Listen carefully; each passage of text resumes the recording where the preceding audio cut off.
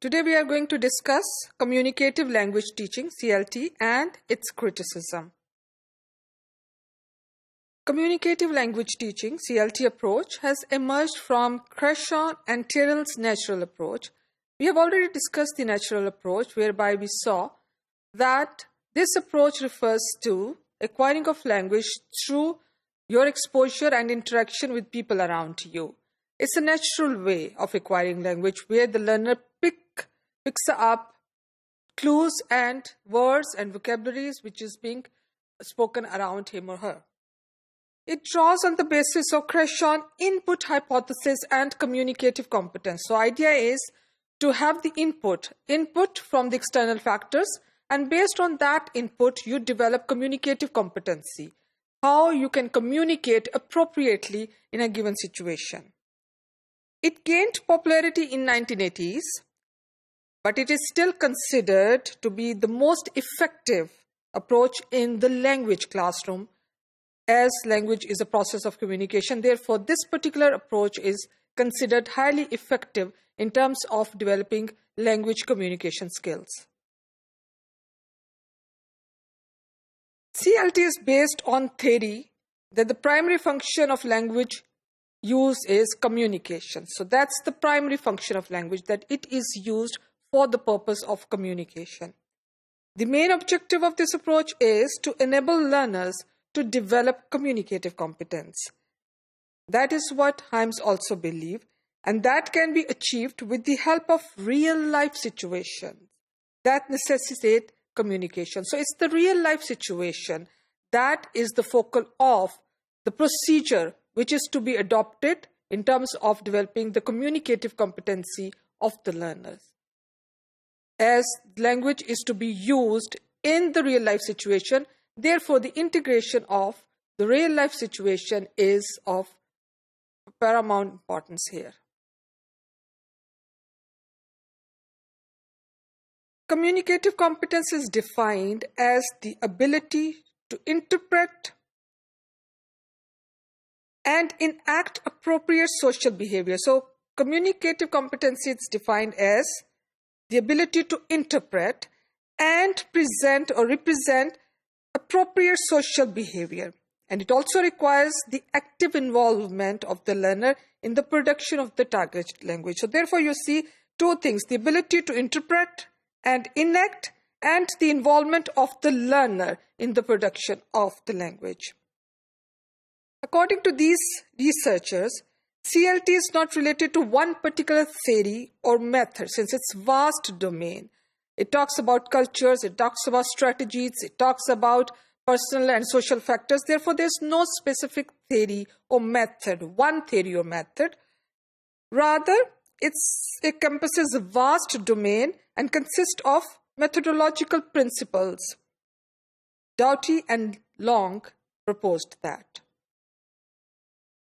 Now let's see the methodological principles of CLT and task-based instructions. CLT, which is communicative language teaching, has to do with the task-based instructions. Therefore, task-based instructions refer to the instructions specific to the task, and that task is communicative-based. Number one principle says, use tasks as an organizational principle.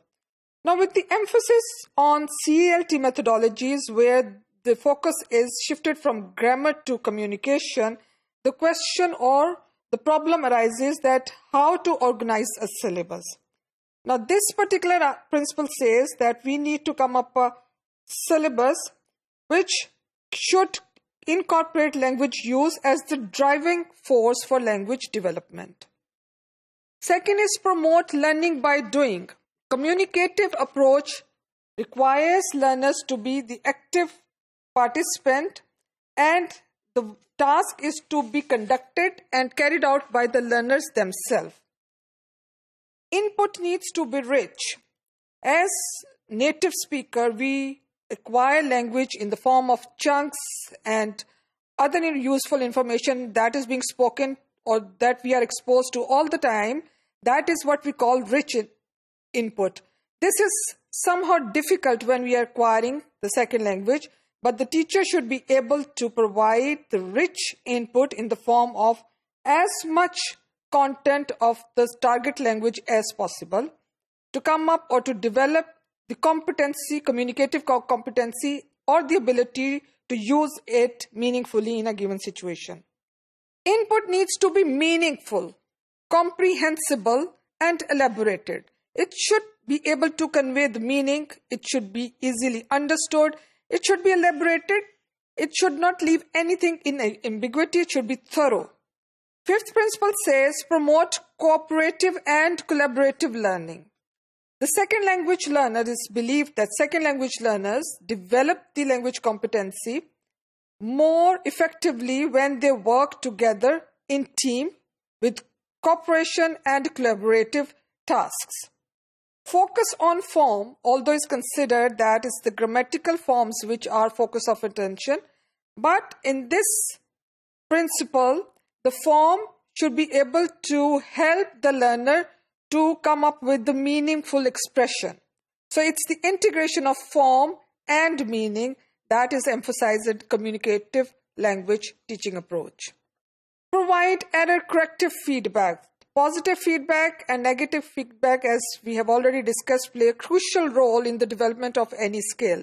So the teacher should be able to provide corrective feedback or error corrective feedback to enhance or motivate learners to develop their particular language skills. Eighth principle is recognize and respect effective factors of learning. Effective factors, as we have seen in the input hypothesis, they can be anxiety, they can be motivation, self-esteem. So the environment in which the second learner is developing skill should recognize and respect. If their anxiety level, then that effective factor should be recognized and should be respected, and the learner should be motivated to overcome those effective factors. The approach has also attracted a lot of criticism, and among the popular are the Stern, who points out that CLT has become more successful in ESL, which is English as a second language setting, and less successful or perhaps failed to show success in EFL, which is English as a foreign language context.